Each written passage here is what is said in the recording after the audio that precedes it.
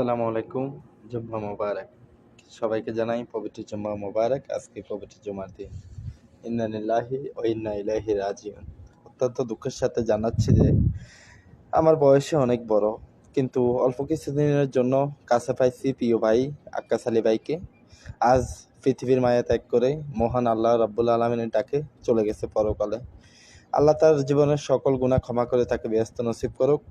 এবং কি প্রত্যেকটা মৃত্যু, প্রত্যেকটা জানাজা থেকে আমাদের শিক্ষা নেওয়া উচিত, এই পৃথিবী আমাদের জন্য চিরস্থায়ী না।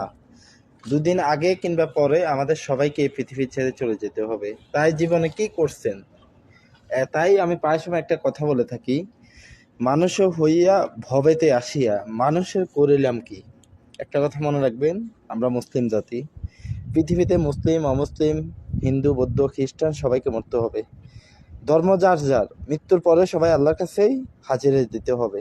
তাই প্রত্যেকটা মৃত্যু থেকে আপনাকে শিক্ষা নেওয়া উচিত। আজ আমাদের আক্কাস ভাই চলে গেছে, কাল আমিও চলে যাব। পৃথিবীতে আসার সিরিয়াল আছে, পৃথিবী থেকে চলে যাওয়ার কোনো সিরিয়াল নেই। তাই আল্লাহ আমাদের সবাইকে সঠিক বুঝ দান করুক, দিন এবং ইসলামের পথে চলার তৌফিক দান করুক। আল্লাহ আক্কাস ভাইকে ব্যস্তের সর্বোচ্চ জান্নাতুল মাকাম দান করুক। আল্লাহুম্মা আমিন। আসসালামু আলাইকুম।